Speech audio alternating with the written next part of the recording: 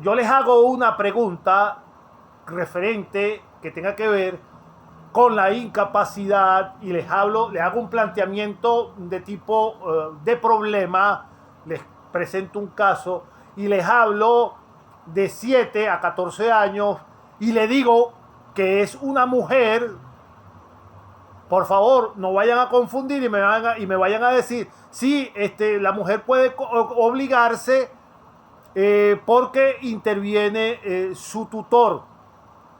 Porque eso lo vimos en clase, usted lo explicó, profesor. Lo digo de una vez porque ya lo sé por experiencia. Explico esta parte, coloco un ejemplo luego en el examen y me contestaban esto. Recuérdense que las mujeres denominadas púberes estaban sujetas siempre a tutela perpetua. Y recuérdense que la mujer no se obligaba dentro de la antigua Roma. Recuérdense esto.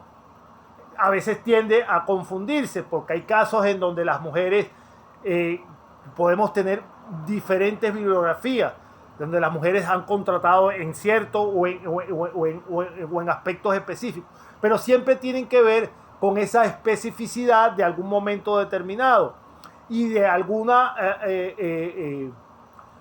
prerrogativa dada por el pretor en algún momento determinado. Entonces es menester tener en cuenta esta situación. Ahora bien, para mayores de 14 y menores de 25, en este periodo ya se tenía plena capacidad como tesis general de el conjunto de las obligaciones. Repito, para los mayores de 14, pero menores de 25, en líneas generales se podía conocer que tenían plena capacidad. Entonces, dentro de esta edad, buenas tardes, Giovaneisa, bienvenida a nuestra clase de hoy. Marqui, estás levantando la mano, adelante. Profe, me acaba de surgir una duda acá. Porque en las incapacidades permanentes, ¿verdad? La incapacidad permanente por la edad, me dice la segregación de 7 a 14, incapacidad relativa, y mayores de 14 y menores de 25. Bueno, se me generó la duda por no hacer la interpretación de la lectura. Ya me está dando la respuesta. Le iba a preguntar, porque decía de 7 a 14 años y de 14 a menos de 25, pero está diciendo mayores de 14, entonces sería de 15 a 25, correcto, ¿no? Sí, perfectamente, exactamente, así mismo es. Claro, me asaltó la duda, pues yo decía, pero de 7 a 14 y de 14 a 25, los de 14, ¿cuándo los considero incapacidad relativa o cuándo considero que tienen capacidad plena? Pero dice mayores de 14. Por supuesto. Sí, perfectamente válido esa observación. Perfectamente. Bienvenida, Giovaneisa, no sé si me escuchas, bienvenida a nuestra clase de hoy. Sí, profe, sí lo escucho. Giovaneisa, antes de incorporarte, estamos hablando de las incapacidades para asumir contratación y obligación dentro de la legislación romana en razón de la edad. ¿Oíste? En razón de la edad, para que sepas lo que estamos hablando en este momento. Entonces, perfectamente, mayores de 14 años y menores de 25, en líneas generales, se podía... ¿Me escucha, profe? Sí, cómo no. ¿Quién habla? A ver, Marlene, adelante. No, se me activó, profe, se me activó. No te preocupes, Marlene. Entonces, seguimos en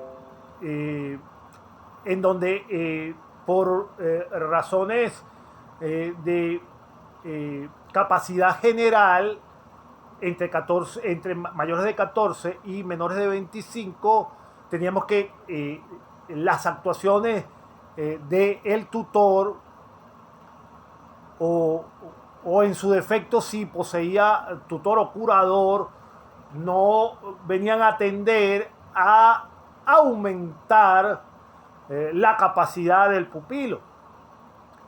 Estas actuaciones simplemente, como ya les dije, en líneas generales, siempre iban a servir para aconsejarlos y siempre con el propósito de ayudarlos en la administración de su patrimonio. Pero, dice la bibliografía, perfectamente la pueden consultar, que cuando un mayor de 14 años que hubiera en algún momento solicitado al curador permanente, se le iba a considerar entonces, a pedido del mismo, ya se le iba a considerar como un incapaz relativo hasta que cumpliera su edad de 25 años. Hay una excepción, la famosa venia, contubenia, por eso es que esa frase se escucha o es tradicional cuando uno solicita el favor de alguien o la displicencia del otro. Se podía, para revertir esta situación de incapacidad relativa en razón de la edad, antes de cumplir los 25 años, solicitar lo que se conocía como la venia aestatis.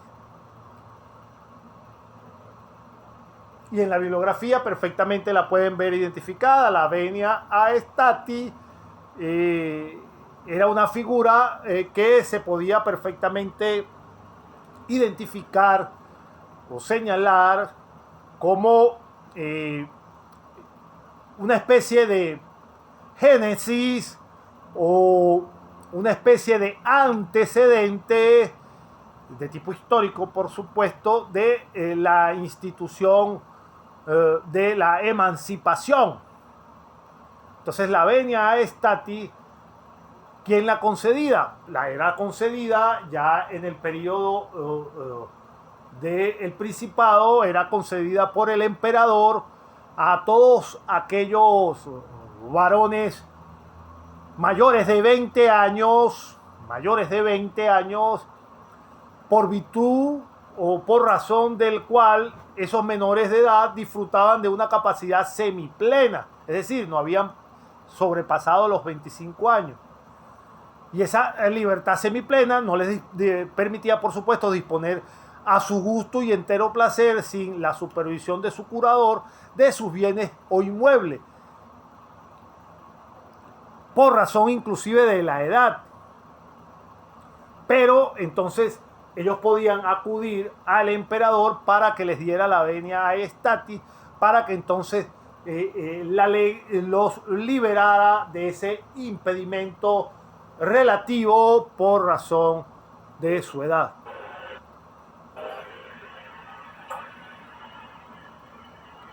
José, adelante.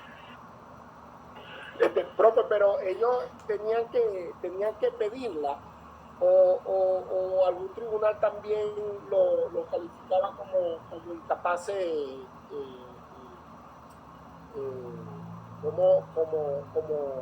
como incapacidad relativa. Porque si ellos la solicitaban, ok, pero por imposición no podían ser también considerados incapaces relativos, no sé, o solo tenía que solicitarlo. Fíjate. El mayor de 14 años, el menor de 25. No. La venia aestatis, óigase bien, acuérdense que no confundir el periodo. El periodo que estamos hablando es de 14 a 25, mayores de 14, menores de 25. Pero en razón de la disposición, recuérdense que de 14 a 25, en teoría general, tenían capacidad plena, pero en teoría, pero no podían en ningún momento disponer plenamente a su propio criterio de sus bienes. No podían venderlos. No podían venderlos a disposición. Solo lo que podían hacer era aumentar su patrimonio, pero jamás podían decrecer su patrimonio a plena voluntad.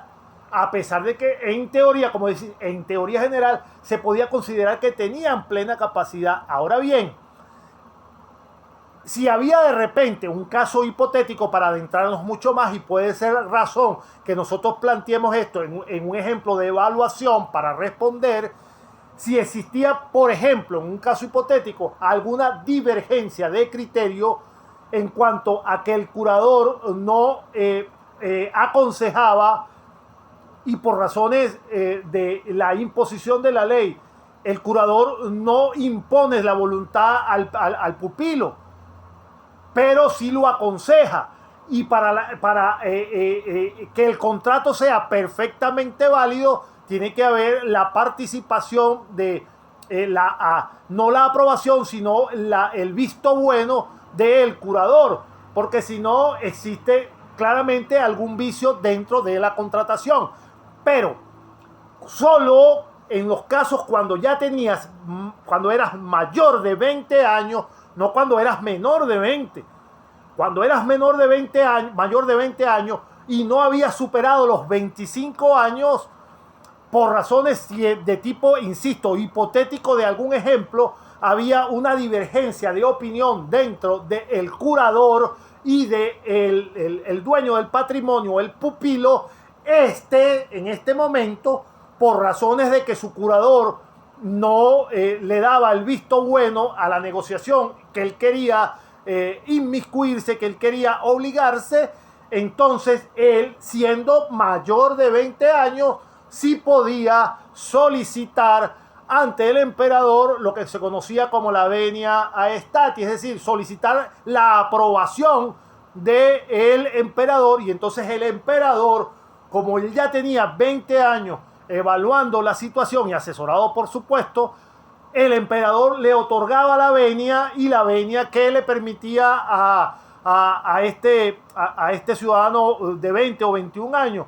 entonces obligarse plenamente sin el consentimiento de su curador. ¿Se entiende? ¿Se entendió? José, ¿se entendió? Sí, profe, sí, quedó claro. Perfecto. Zoila, adelante. ¿Y vas a participar en algo?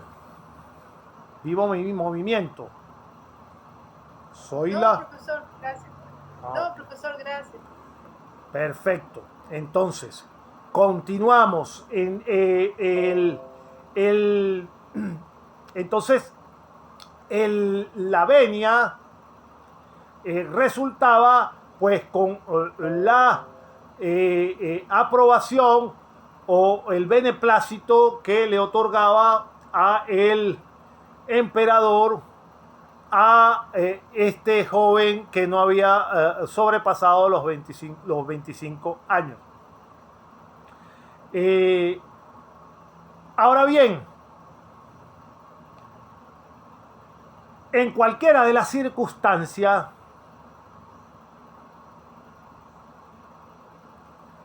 todas las obligaciones en donde se inmiscuían los mayores de 14 años y que conformaban ese periodo entre 14 y 25, eran válidas, por supuesto, en razón a lo que ya hemos hablado, en razón de su capacidad. Pero si en algún momento, a pesar de que tenían esa capacidad, sufrían algún tipo de perjuicio dentro de su patrimonio, recuérdense que, insisto, la sociedad romana, para la sociedad romana, una de las razones primordiales de crear todas estas figuras jurídicas alrededor de la sociedad era para proteger el patrimonio de la familia, porque la familia siempre que conserve su patrimonio, que se enriquezca, iba perfectamente en consonancia con el desarrollo del Estado, es decir, familia poderosa, Estado poderoso. De manera tal que si en algún momento, por alguna decisión, que estos mayores de 14 y menores de 25 años tomaban en razón de su patrimonio, este mismo hubiese decrecido de manera desfavorable por alguna mala decisión, contaban perfectamente con la acción de restitución. Y la acción de restitución en latín la encuentran perfectamente dentro de la bibliografía como el integrum restitutio, es decir, la restitutio integrum, que en español perfecto es la acción de restitución. Y esta acción de restitución o la restitutio integrum en la época clásica suponía exactamente lo que significa perfectamente, o lo que entendemos perfectamente si lo traducimos literal al español: restitución. Restitución total. ¿Y qué significaba esto? Esta acción que podían ejercer en razón de haberse a razón de algún tipo de decisión, afectar de manera decreciente su patrimonio. Esta acción pretendía entonces volver íntegramente a la situación jurídica que existía entre dos personas antes de que hubiesen efectuado el acto civil que trajo como detrimento el perjuicio del patrimonio. Y esta acción entonces, ¿qué procuraba? ¿Cuál era la consecuencia? Esta acción anulaba y dejaba sin efecto absolutamente todo lo que se había convenido y que había perjudicado el patrimonio del pupilo o la persona mayor de 14 años y menor de 25 años.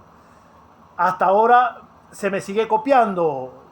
Karen, ¿se me entiende lo que estamos hablando en cuanto a la acción de restitución?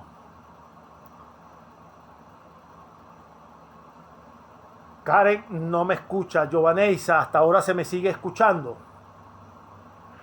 Sí, profe, se le escucha bien. Gracias, Giovaneisa. Entonces, en cuenta entonces esta acción, ¿quién dice? Karen. No sé si Karen habló, pero a veces oigo murmullos y no verifico quién me dijo. Bueno, a ver, creo que sí. No la escucho. No la escuché si habló. Entonces, efectivamente, luego de esta acción de restitución, por supuesto, me preguntan, o si tienen la duda, ante quién se solicitaba esta acción de restitución. Lógicamente, ante el pretor de la ciudad en donde estuviese ubicado el asiento del negocio correspondiente. Repito, esta acción se podía solicitar siempre y cuando hubiese una lesión evidente y enorme al patrimonio de estas personas mayores de 14 y menores de 25 años.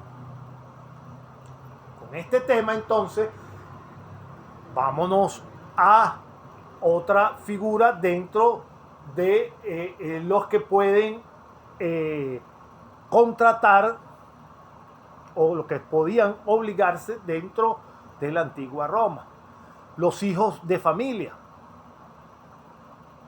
Recuérdense que ya estamos entre 14 y 25 años. Pero ahora el caso especial de los hijos de familia. ¿Y quiénes eran los hijos de familia? Por supuesto, los conocidos en la denominación que vimos desde el principio de Derecho Romano 1, los alieni iuris. Los hijos de familia, recuérdense que estaban sujetos a ¿qué? Tenían plena capacidad, por supuesto, pero estaban sujetos a la potestad. O si quieren pronunciarlo, la potestad del padre, del pater family. Por supuesto, insisto, eran capaces. Y eran capaces los alieni iuris porque su calidad nunca iba a mermar su capacidad para contratar. y por supuesto no eran equiparables a un esclavo, un alien iuris. Los hijos de familia podían contratar siempre que fueran, por supuesto, púberes, sea cual fuera su edad. Ahora, podían contratar perfectamente, pero recuérdense que todas sus adquisiciones no iban a su patrimonio. Cualquier tipo de adquisiciones entraban dentro del patrimonio común, que era el patrimonio de quién, el patrimonio del pater family, porque así lo distinguía la ley. Por supuesto, esa era una medida en donde perfectamente se distinguían los ciudadanos romanos y que perfectamente la llevaban a cabo con normal desenvolvimiento. A diferencia, por supuesto, inclusive del esclavo que estaba dentro de la propia casa, dentro de la propia domus del pater family, sí podía el alienis iuris obligarse personalmente y podía por sí mismo, en su nombre, demandar a su deudor judicialmente. Podía obligarse por sus contratos, y si no tenía patrimonio propio y peculio castrense, se obligaba para más tarde. ¿Cuándo qué? Cuando él heredase su patrimonio de su pater familia. Es decir, el alienis iuris podía inclusive obligarse a futuro, aún no teniendo en su haber ningún tipo de patrimonio propio. Simplemente podía obligarse dependiendo de que en algún momento determinado iba a heredar el patrimonio paterno.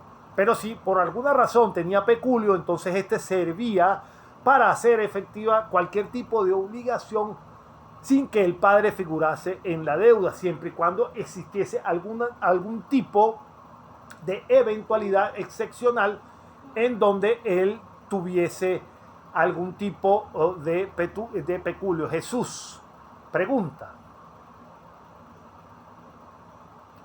No, profe. Ok. Hasta el momento lo escucho bien y he entendido todo. Ok. No, perfecto. Lo que pasa es que cuando veo titilando la pantallita, pienso que están o mencionando algo o pidiendo alguna participación. Perfectamente. Entonces, fíjense ustedes que si el padre autorizaba al hijo para contraer obligaciones, óigase bien, si el padre autorizaba al hijo para contraer obligaciones, por supuesto, este mismo padre se iba a hacer ¿qué cosa? Solidario con su hijo. Y así el acreedor podía o irse para conseguir las prestaciones de lo que se le debía contra el hijo, o podía irse contra el pater, o simplemente podía hacer una acción en conjunta contra ambos. Es esto en cuanto a alienis iuris, lo que se conocía en Roma como el hijo de familia. Por supuesto, es menos o es más fácil hacer la explicación, porque es fácilmente entendible, de la condición jurídica del esclavo, que es otra de las partes de la incapacidad para contratar, por supuesto. El patrimonio sujeto o la condición jurídica del esclavo era de un patrimonio, por supuesto, absoluto y propio, era del dominus de la casa, del pater family. Este tenía sobre el esclavo el derecho real de una persona sobre un bien patrimonial, es decir, el derecho que tiene sobre cualquier mueble de su casa. Y esa condición del esclavo subsistió por muchísimo, pero muchísimo tiempo en la época de Justiniano. Inclusive hubo una condición jurídica para esta misma época de pasada ya a Justiniano, que no podía contraer matrimonio el propio esclavo, y sus uniones sexuales eran de hecho no de derecho. Y recuérdense que cuando vimos Derecho Romano 1, a este tipo de uniones que mantenían los esclavos no se le llamaba matrimonio, sino que se le llamaba contubernio. ¿Por qué? Porque no podían ni siquiera enajenar por cuanto no tenía ningún tipo de patrimonio. Por supuesto, el esclavo no obligaba al amo. Es bien sabido. En cuanto que el esclavo no podía ser sujeto no podía ser ni siquiera sujeto ni activo ni pasivo de ninguna de las acciones judiciales. ¿Y por qué no podía ser ni sujeto activo ni pasivo de ninguna de las acciones judiciales? Porque no podía hacerlo de derecho, no tenía ningún tipo de representación jurídica. El amo o el dueño siempre adquiría por medio de su esclavo. Y por supuesto, sabemos que esta condición de esclavo se iba siempre a heredar dependiendo del origen que tuviese la madre. Ahora bien, insisto, en la parte de la esclavitud no hay más que desmenuzar en cuanto a las incapacidades, puesto que es claramente entendible y nos recordamos perfectamente del Romano 1.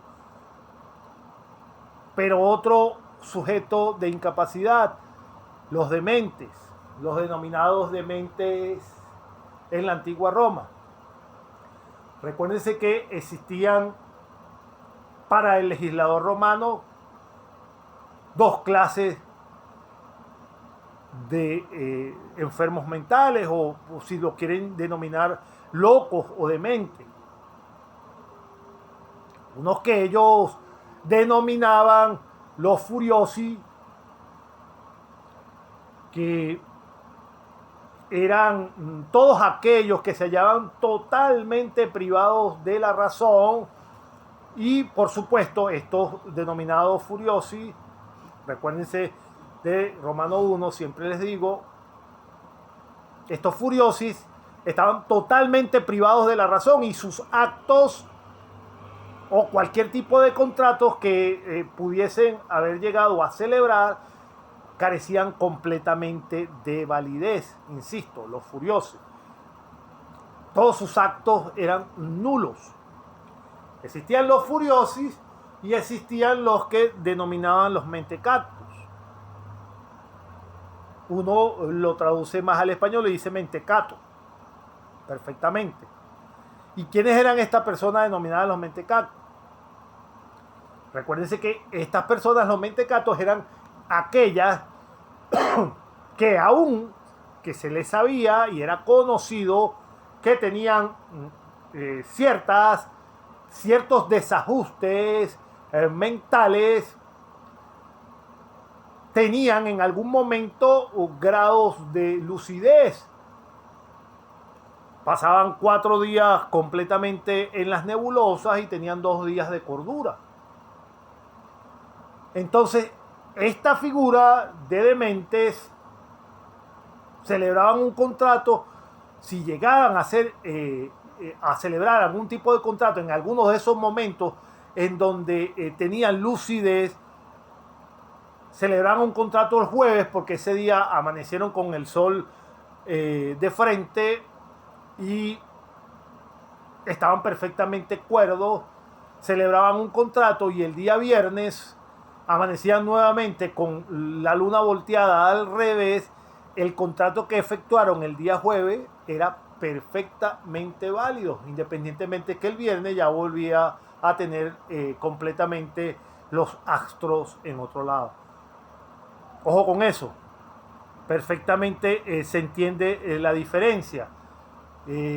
A ver, ¿quién está por ahí? Marlene, se entendió la diferencia, ¿verdad? Se escuchó, para que no haya confusión a la hora de evaluación. Sí, profe, se entendió y se escuchó claramente. Perfecto. Entonces, gracias Marlene, muy amable. Entonces, para que tengan esa diferencia a la hora de algún tipo de pregunta en nuestra evaluación. 2 tipos de de mentes catalogaba la legislación romana. Uno que era completamente desvariado, que era el Furiosis. Ninguno de sus actos podía tener validez en ningún momento. Y el otro, el denominado Mentecatus, si en algún momento tenía algún grado de lucidez y lograba contratar ese contrato en ese momento, que si tuvo lucidez y sabía lo que hacía o se presumía, el contrato tenía perfectamente validez. Los pródigos, como digo, para culminar en nuestra conversación de la tarde de hoy, los pródigos, como señaló nuestra compañera Zoila, los botaratas eran los pródigos en la antigua Roma. Lo he repetido por tercera y cuarta vez. Los romanos tenían como objetivo principal dentro de toda la legislación era proteger la institución patrimonial de las familias para impedir el aumento de la pobreza. Entonces, estos pródigos eran aquellos que habitualmente disipaban sus bienes y como consecuencia eran privados por ley de la administración de su patrimonio. Y esta privación venía dada por algún tipo de decreto especial judicial.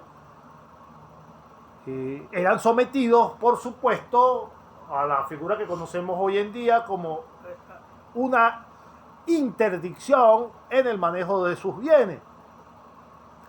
Insisto, esta figura de la interdicción la conocemos perfectamente en nuestra jurisdicción actual, en nuestro derecho civil y en el derecho civil de casi todo el mundo occidental.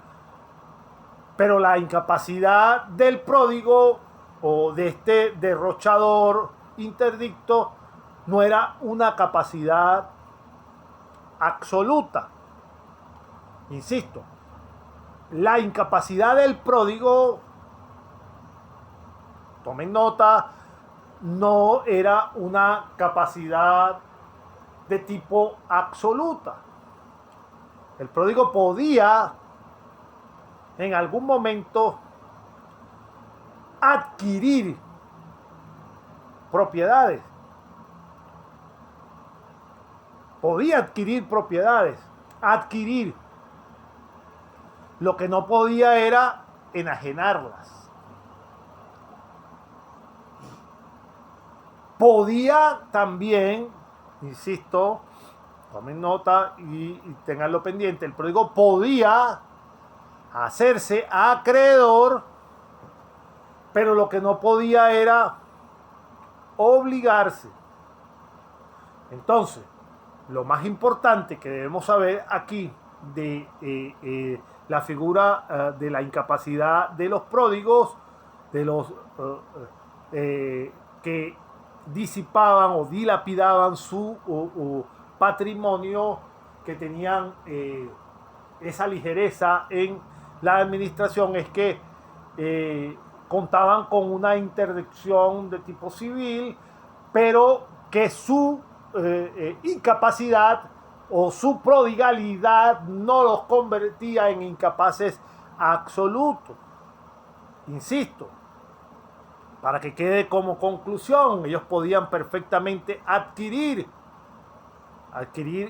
bienes, tanto muebles o inmuebles. Lo que no podían era venderlos. No podían venderlos. Y podían prestar o hacerse acreedores.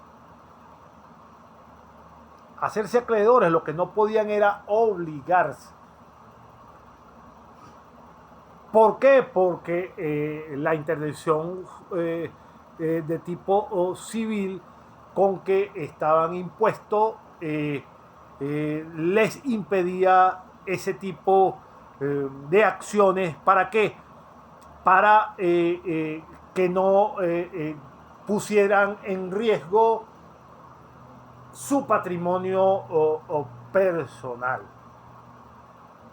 Ahora bien, con esto concluimos la parte de la incapacidad para contratar.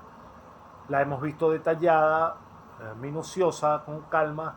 Ahora vamos a pasar a el consentimiento dentro de la figura de los contratos en la antigua Roma. Y entonces en el acuerdo de voluntades de dos o más personas respecto a una prestación, solo se tenía como eficaz o real las personas capaces. Y en los incapaces se confundía el no consentimiento con la falta de esa capacidad. Entonces el consentimiento debía surgir ¿de qué cosa? ¿De qué cosa elemental debía surgir el consentimiento? Debía surgir de esa voluntad libre de cada contratante y que esa libertad de contratar estuviese libre ¿de qué? De coacción, y debía ser recíproco y estar dirigido hacia el mismo objeto. Entonces, mis estimados estudiantes, hasta aquí vamos a dejarlo porque son las 4:30 para no quitarles tiempo. La próxima semana, el próximo martes, si Dios nos da vida, vamos a seguir desarrollando, partiendo del consentimiento, con esa parte importantísima que es los vicios del consentimiento. Vicios del consentimiento, que es nuestra materia que vamos a abordar el día martes. Por ahí les hago llegar una pequeña información ahora en la tarde para que una lectura que se la lean para que me desarrollen esta pregunta foro, que las voy a colocar el día martes con unas indicaciones específicas, con unos parámetros específicos que quiero que los cumplan para que me aborden perfectamente el tema que vamos a tratar en esa pregunta foro. No siendo así, 4:31, para no quitarles más tiempo de su agenda, me despido de ustedes, que pasen muy buenas tardes y nos vemos el próximo martes, mis estimados estudiantes. Hasta luego. Hasta luego, profe. Hasta luego. Estamos en contacto.